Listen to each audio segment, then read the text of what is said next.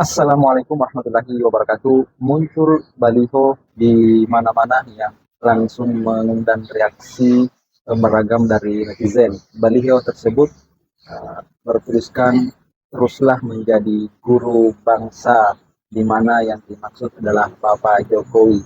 Kita saksikan apa kata netizen. Guru bangsa, mana ada guru yang anaknya naik private jet? Mana ada guru yang bangun dinasti? Nggak ada guru kayak gitu. Cuman kalau gajinya 300.000 sebulan dan masih harus disuruh sabar, nah itu banyak guru kayak gitu. Orang terusnya yang lengkap itu guru bangsa khusus Sekte Mulyono. Gue mau gah khusus buat kalian aja yang katanya 58% kayak 80 ke 86 kayak. Yang jelas bukan gue gak terima guru yang ijazahnya gak jelas. Gue gak bilang asli atau palsu loh ya, gue bilang gak jelas. Oh iya, satu lagi, ini balihonya masuk penyebaran lingkungan gak nih? Apa pelajaran penting yang kita bisa ambil dari Jokowi dan yang kita harus hindari? Nah, Satu adalah jangan anggap enteng rakyat. Jokowi ini anggap enteng kita semua.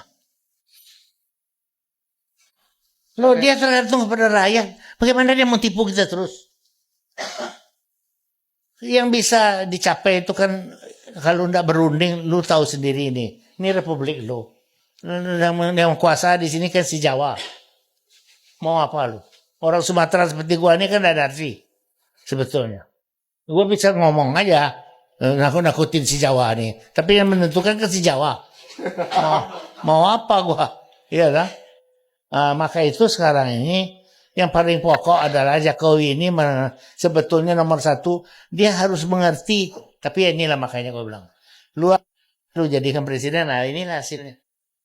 Nggak mengerti dia mau apa lo. Dia harus mengerti dong, ini kan lu tergantung rakyat lu. Kalau rakyat lu nggak setuju sebesar itu, sebanyak itu, pasti lu nggak beres. Nggak kerjakan. Mati lalu sendiri. Tapi kan kepuasan publik tinggi, Pak. Apa tuh? Kepuasan approval rating kan sampai 80%. Artinya rakyat happy dong, Pak. Enggak tahu lah gue dari mana bisa sampai 80%. Pokoknya urusan angka-angka itu gue juga bisa bikin. Bukan kok kue dihapusin jur kue damai. Lebih ora iso dihapusi kok damai. Jadi syarat kedamaian, syarat rahmatil alamin adalah keadilan. Akhlakul karimah, tidak ada yang mencurangi, tidak ada yang menyakiti, tidak ada yang mendolimi. Itu baru rahmatan lil alamin. Maka kadang-kadang kita sekarang agak cemas kalau bapak-bapak kita di Jakarta tidak mampu menerapkan dan menemukan bentuk rahmatan lil alamin, maka yang terjadi adalah bentrok besar. Maka mudah-mudahan nanti kalau ada pergantian kepemimpinan, semuanya berada di dalam kebijaksanaan kerakyatan Indonesia dan di dalam rahmatan lil alamin.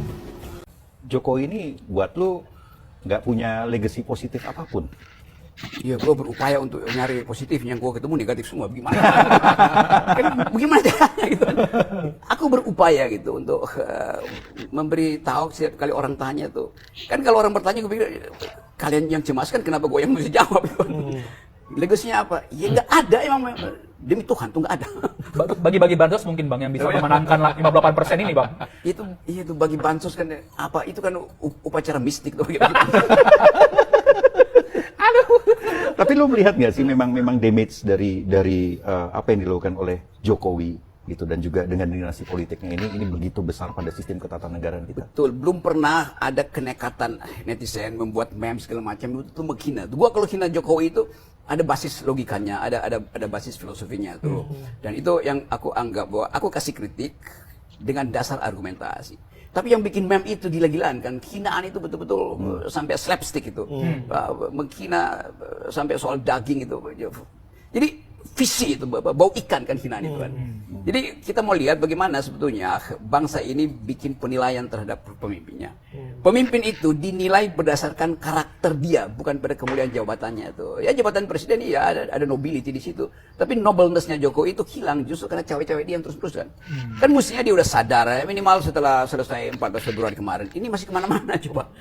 Dan memamerkan bahwa ini saya bawa Pak Prabowo dalam sidang kabinet ngikut ini. Iya, tapi itu kan juga ya Prabowo mungkin nahan diri aja kan. Kan mestinya ada semacam penghormatan. Udah ada elect presiden, itu artinya saya berhenti untuk memamerkan diri kan. Jadi itu menunjukkan ya kecemasan orang yang sebentar lagi apa namanya, the beginning of the end itu kan. Dia udah di ujung, dia nggak ngerti bahwa ini proses beginning of the end, bukan proses untuk menjadikan dia diingat oleh publik tuh. Justru semakin dia lakukan sesuatu, ingatan publik bahwa Jokowi itu betul nggak tobat-tobat. Oke. Kan. Saya termasuk yang meyakini setelah tanggal 20 Oktober, aura kebintangan Jokowi akan hilang. Saya justru menduga Jokowi di tanggal 20 Oktober ini juga crash landing. Dan pasca tanggal 20 juga crash landing. Tanda-tandanya per hari ini sudah mulai nyata. Ini kalau ada jaring pengaman politik yang kuat, indikasi pertama ini. Putusan Mahkamah Konstitusi nomor 60, nomor 70. Nggak mungkin terjadi ini barang. Ini secara politik merugikan kekuasaan kok. Kemudian putusan MK 70. Ini terkait dengan batas umur minimal untuk menjadi calon gubernur. Ketua Umum PSI dalam konteks ini dirugikan, Bang Karni. Kalau kita melihat orkestrasi politik Mas Kaisang Pangarap, saya kira dari lubuk hatinya yang paling dalam ingin maju juga di pilkada. Indikasi kedua, kenapa saya sebut ini tanda-tanda crash landing, soal revisi undang-undang pilkada yang gagal disahkan di paripurna. Bisa dibayangkan, nah, revisi undang-undang pilkada untuk membatalkan putusan Mahkamah Konstitusi hanya terjadi dalam hitungan jam. Ini sejarah betul di negara ini. Mana ada sebuah aturan undang-undang itu bisa selesai dalam sehari, bisa selesai dalam hitungan jam. Besoknya paripurna, tiba-tiba batal. Ini menunjukkan betapa soliditas internal kekuasaan politik itu tidak sepenuhnya solid hari ini. Indikasi yang ketiga, dulu yang dikritik cuma Jokowi dan kebijakan politiknya, tapi 2 bulan 3 bulan ini yang dikritik itu adalah keluarga inti Pak Jokowi. Bisa dibayangkan, soal roti harganya 400, jadi ramai. Private jet yang tidak lolos macam-macam, misalnya dia sering ke Solo, itu kan foto-foto eksklusif, Bang. Rakyat biasa seperti saya, cuma dosen dan petani, nggak mungkin mendapatkan akses foto-foto yang sifatnya eksklusif. Itu pasti bocor dan netes dari dalam. Itu nggak gampang. Belakangan juga ramai di X. Kebetulan saya juga belajar X tahun ini, Bang. Mualaf di X saya, di Twitter. Orang ramai bicara tentang akun Fufu Fafa. Itu ramai betul itu. Bisa dicek akun Fufu Fafa itu tuduhannya ke siapa. Dikaitkan dengan salah satu wakil presiden terpilih di negara ini. Sekalipun sudah dibantah. Tapi para pegiat netizen itu mengasosiasi ke salah satu nama. Dan isinya, Masya Allah itu. Dan akun Fufu Fafa itu screenshotnya luar biasa betul. Prabowo dihabisin, dikritik. Para artis, PKS, semua kelompok-kelompok kritis saat itu dihabisin, Bang. Dan itu ramai.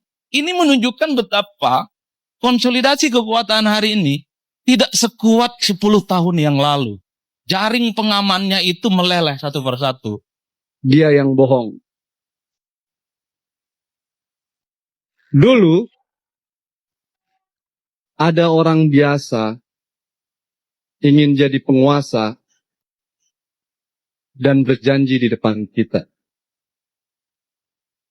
Katanya, jika berkuasa, dia akan menyelesaikan kasus pelanggaran HAM, tapi kenyataannya, dia malah berkoalisi dengan pelanggar HAM.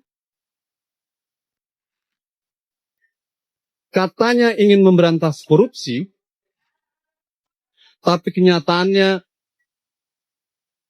malah melemahkan pemberantasan korupsi.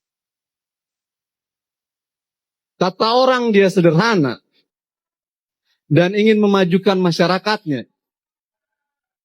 Tapi kenyataannya malah memperkaya keluarga dan kroni-kroninya.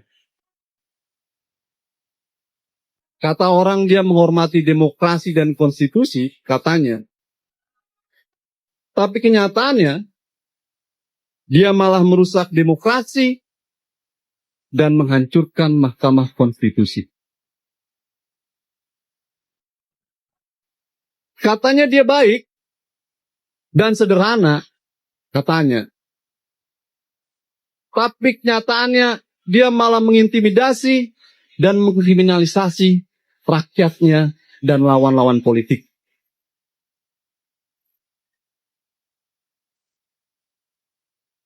Katanya dia tidak akan memajukan anaknya menjadi penguasa. Tapi kenyataannya dia mendorong sang putranya maju menuju istana sang raja.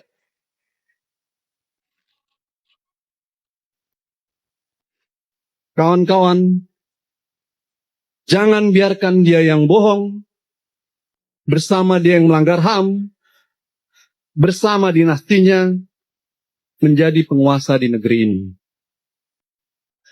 Jika itu terjadi, tentu sejarah akan malu mencatatnya. Lawan dinasti! Save demokrasi! Save demokrasi!